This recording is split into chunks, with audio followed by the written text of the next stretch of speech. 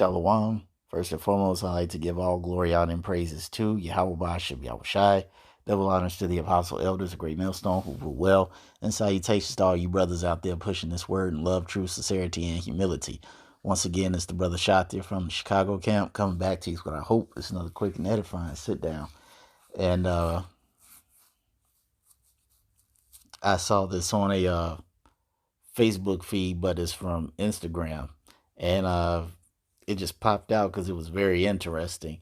And it says, everybody's fixing their bodies, nobody's fixing their souls, which is very true. And the way you can prove that is just by looking at society. We live in a generation where everybody's about the latest fashion design, the latest song about my house being bigger than yours, or getting Botox and breast implants, or getting swole, and the latest hairstyles. It is just like all these things are carnal things. You know, these are things that don't profit the spirit.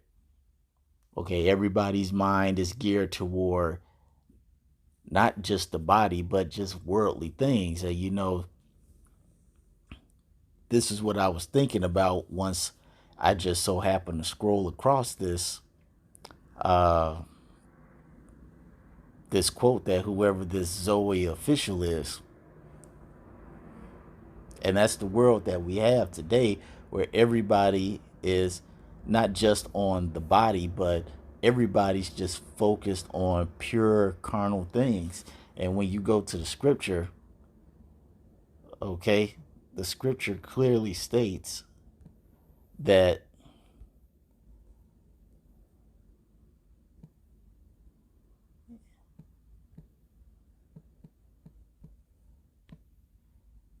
wait, I know a better one than that. It says that the flesh profiteth nothing. John 6:63. It says, it is the spirit that quickeneth, that maketh alive. It says the flesh profiteth nothing. Hey, you know what? I wanna get that just to make sure I'm right on that. John 6:63. Okay. John 6:63. And we'll go to the word quickeneth as poeo. Strong's G 2227. Poeo. Zoapoeo. Wow. Zoapoeo. Zoapoeo. And it says to produce alive, begat or bear living young, to cause to live, make alive, give life, by spiritual power to arouse and invigorate, to restore to life, to give increase of life, thus of physical life, of the spirit quickening as respects the spirit, endured with new and greater powers of life, metaphorically, of seeds quickening into life, germinating spirit. Okay, but man, that's a heavy definition. So bringing to life, all right, a renewed vigor of life. So it says, is that, let's read that again. It is the spirit that quickeneth, meaning bringing forth life, or bringeth forth a new vigor of spiritual life. Okay, and who giveth this spirit? It's Yahweh Bashim Yahweh Shai. As it says, as Yahweh Shai said, life, I have here to give you life, and give you life abundantly. Okay. John 10:10, it says, the thief cometh not but to steal and to kill and to destroy. I am come that they might have life, and that they might have it more abundantly. And that matches with that precept with John 6:63. That matches that that matches that definition perfectly. What did it say? Abundantly. It says the Let's do D. Of the Spirit, quickening as respects the Spirit, endured with a new and greater powers of life. Okay, so it's Yahweh Bashem Yahweh Shai that's going to give you this renewed spirit of life. And it says that the flesh profiteth nothing.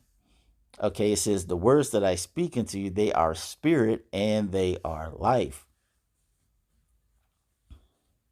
See, everybody's thinking that going to the carnal is the means to solve their own individual problems, but it's not. Everything that's going wrong in a person's life can be directed. Well, I should say everything that is going wrong in a person's life can be pinpointed to a spiritual problem that is not being addressed. People say they're unhappy. So what do they go do? Have more sex, smoke more blunts, get breast implants, Botox, drown themselves in work, drown themselves in alcohol, pills, businesses, bigger houses, bigger cars, going to more parties. All right, being whores for attention. Okay, they do all these things, but yet when they go home, they're still just as miserable. The world is still bringing forth the same outcome in their life. And see, this is why many people in the world need to listen to this gospel, because if they did, they would know that this book has all the answers to cure all spiritual ailments, because this is what truly heals. As Yahweh Shai said, uh,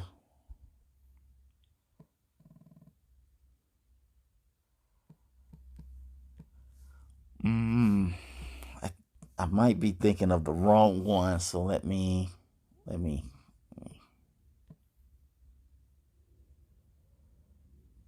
put it on pause and find it. All right, here we go. This is Psalm 107 and 20. And he said he sent his word and healed them and delivered them from their destructions. See, this word heals.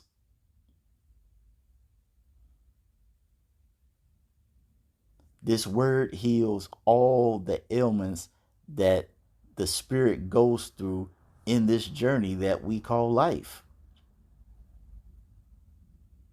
And see, the more that this fact is ignored, the more that this same trend is going to continue of people just being miserable and looking to carnal things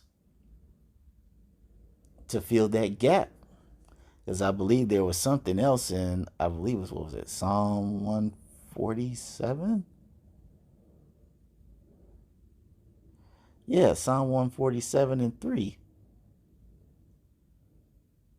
He said, he healeth the broken in heart and bindeth up their wounds. And how does he do that? By the word.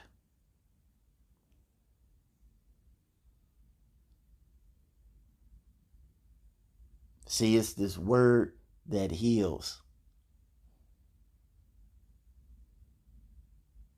And see, when you read this word, it will let you know why things are the way they are. Why are you feeling this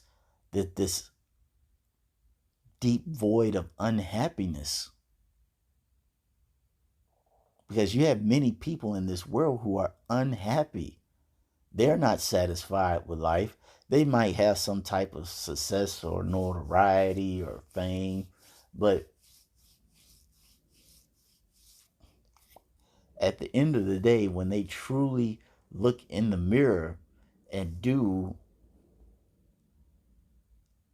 a in-depth, I guess for lack of a better phrase, soul-searching experience, they're going to realize that they are missing something and they're not happy the way they should be happy. And the only answer to this dilemma is in the Bible.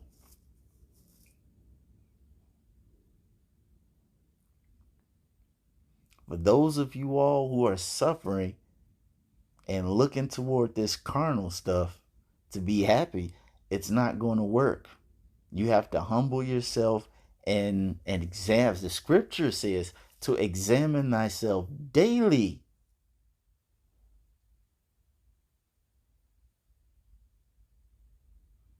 You have to examine yourself, and you have to have an objective and honest approach to this. For in doing so, that's when this word will bear its fruit. When you look at all the stories in the Bible,